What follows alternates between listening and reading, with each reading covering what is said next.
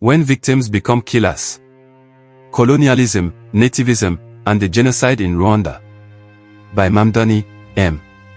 Between October 1990 and July 1994, Rwanda went through a civil war between the Rwandan government, dominated by the Hutu ethnic group, and the Rwandan Patriotic Front rebel group, RPF, made up of the Tutsi ethnic group. The Rwandan Civil War culminated with various Hutu militias systematically massacring members of the Tutsi minority ethnic group. Despite this, the civil war ended with victory for the Tutsi RPF, which assumed control of the country's government ever since. The end of the civil war meant Rwanda came under the control of the Tutsi minority, who make up just over 10% of the population. It's very important to note that the Tutsi minority government was not new to Rwanda.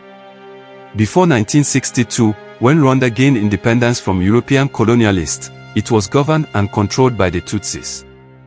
Before European colonialism, Rwanda was largely linguistically and culturally homogeneous, divided into three groups: Hutu 88%, Tutsi 11%, and TWA 1%. So, even though there were differences between the three groups, the people in the region considered themselves similar. According to historian Professor Mahmoud Mamdani, the Hutus were distinguishable by their standard Bantu physical aspects. On the other hand, the Tutsi had a distinct appearance. They were described as extremely tall and thin, and often displaying sharp, angular facial features. Outside of these physical differences, all Rwandans practiced the same religion, spoke the same language, intermarried, and lived on the same hills without territorial distinctions, sharing the same social and political culture. Academics agree these identities could not properly be called distinct ethnic groups. Regarding governance, the Tutsi were the military elite, and the kings were all Tutsi, while the Hutu were spiritual advisors to the kings, one of the most crucial positions in the state structure. In essence, for centuries, the Rwandan state combined Hutu supernatural powers with Tutsi military powers, with the Hutu spiritual advisors limiting the king's authority. However, by the late 1700s, Tutsi kings were determined to free themselves from the spiritual advisors' restrictions and continually undermined and gradually diluted the Hutu position in the state structure. As power increasingly became concentrated among the Tutsi, the political and social position of the Hutu was progressively degraded. Yet, the relationship between Hutu and Tutsi was far from polarized, as there were still military and administrative systems which provided avenues for Hutu participation in the state.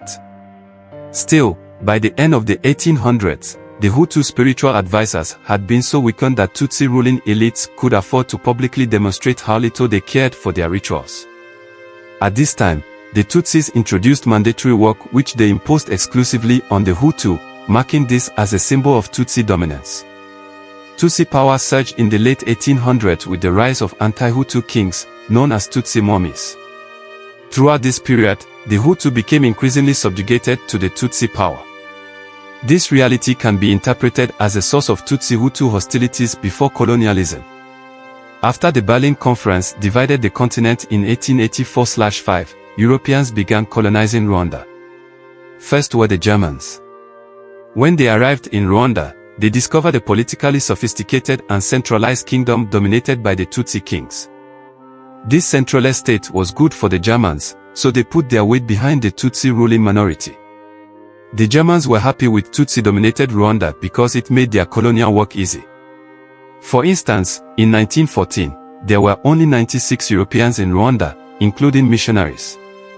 This also meant that the German presence did not have a significant impact on Rwandan society.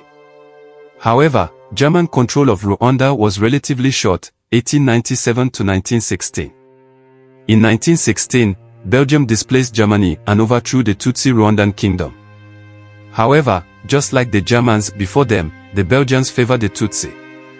The Belgians viewed the Tutsi as a superior, alien race descended from Hamitic invaders, while they described the Hutu as indigenous Bantu farmers. This racialization was institutionalized through education, administration, and the church, with the Tutsi being favored as a ruling elite. The church played a key role in promoting Tutsi supremacy, while the colonial state reinforced this hierarchy through administrative reforms and forced labor systems like the Tutsi-created Obritoire, which exploited the Hutu majority.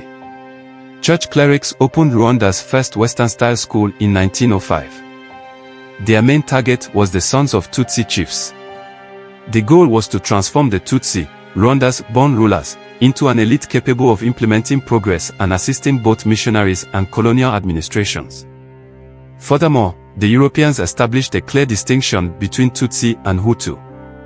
The Hutu were portrayed as backward and uncivilized, savage Negroes, while the Tutsi were depicted as Hamitic pastoral civilizers originating in Ethiopia who had conquered and subjugated local Bantu people, instilling civilizational values. Belgian colonizers prioritized racial education, which reached a peak in 1930. Tutsis and Hutus were educated using different systems. The Tutsi received a superior education, taught in French in a separate stream. This was to prepare Tutsis for administrative positions in colonial Rwanda. Hutu people received a limited education in Kiswahili, which could be considered inferior. In 1933, Belgium ran a census which legally codified the Tutsi and Hutu identities, freezing social mobility between the groups. This racialization created a volatile dynamic, with the Tutsi being seen as Hamitic alien rulers and the Hutu as the indigenous majority. While Belgian rule branded the Tutsi as not indigenous, on the one hand, it consolidated Tutsi privilege on the other. It made chiefship the sole domain of the Tutsi with the authority of the chief accountable to none but the colonial power. Further down, it exempted ordinary Tutsis from forced labor. It is precisely because colonialism supported Tutsi privilege that the Tutsi embraced the racialization of their own identity as non-indigenous. The Tutsi were considered superior to the Hutu due to their heritage as Hamites and were therefore favored and supported by the European foreigners. During colonial rule, the situation was beneficial to the Tutsi, but when it ended, the Tutsi faced significant challenges. The Hutu used these points to justify their later attacks. The European racialization of Rwanda also entered the local administration, concentrating most functions in a single hand. Because in the previous system, the state exercised its authority by delegating powers to various chiefs, the Hutus had the opportunity to influence power dynamics. However, following the Belgian reforms, this opportunity was lost, and power concentrated solely in the hands of favored Tutsis. Tutsi hegemony was undeniable from then on, fueling resentment among the Hutu people. Despite their disadvantages, after World War II, a Hutu counter-elite emerged from three main sources: the pre-colonial elite in the north, migrant labor experiences in Congo and Uganda, and Western education. This group, frustrated by their exclusion from power and social mobility, began to challenge Tutsi dominance. The 1950s saw the rise of political parties like Pamahutu, Party of the Hutu Emancipation Movement, and Aprosoma, Association for the Social Promotion of the Masses, which sought to challenge Tutsi dominance and advocate for Hutu rights. Aprosoma was a genuinely populist party aimed at the poor, Hutu and Tutsi. However, as Professor Mamdani writes, in the rapidly polarizing context of Rwanda in 1959, where power was Tutsi and the insurrection Hutu, it could not retain its original identity. Since most Hutu were poor and the vast majority of poor were Hutu, the party ended up as a primarily Hutu party. This development caused a deterioration in relations between the two indigenous groups.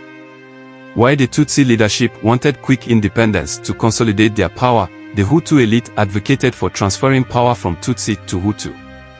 Meanwhile, the Catholic Church, initially a supporter of Tutsi supremacy, shifted its stance, with some clergy supporting Hutu grievances.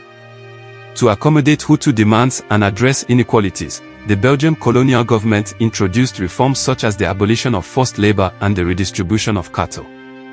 However, these reforms, while symbolic, did little to dismantle Tutsi privilege. In 1959, everything hit the fan with the Rwandan Revolution, which began with widespread violence against Tutsi chiefs and local authorities, leading to the dismantling of local Tutsi power. Belgium supported the Hutu uprising by replacing Tutsi chiefs with Hutu appointees. In 1961, Hutu leaders abolished the monarchy and declared a republic, effectively transferring power from the Tutsi elite to the Hutu majority. Professor Mamdani asserts that Aprosoma failed because Tutsi privilege and Tutsi wealth were not the same thing. Although the wealthy were a minority among the Tutsi, Tutsi privilege was a legal/political arrangement that affected all Tutsi. The First Republic was established in 1962. It was ideologically driven, emphasizing Hutu power and the exclusion of Tutsi from political life. The Tutsi were considered a race and were confined to the civic sphere and barred from political participation. This administration faced criticism for failing to address Hutu grievances in civil society, particularly in education and employment. Its focus on political power without corresponding social reforms led to growing discontent among the Hutu population. The Second Republic, led by Juvenal Habyarimana, emerged after a bloodless coup in 1973. Habyarimana redefined the Tutsi from a race to an ethnicity, integrating them into the political sphere but limiting their participation to a scope befitting their minority status. The Second Republic implemented policies aimed at redressing historical wrongs through affirmative action, particularly in education and employment, while also emphasizing development and reconciliation.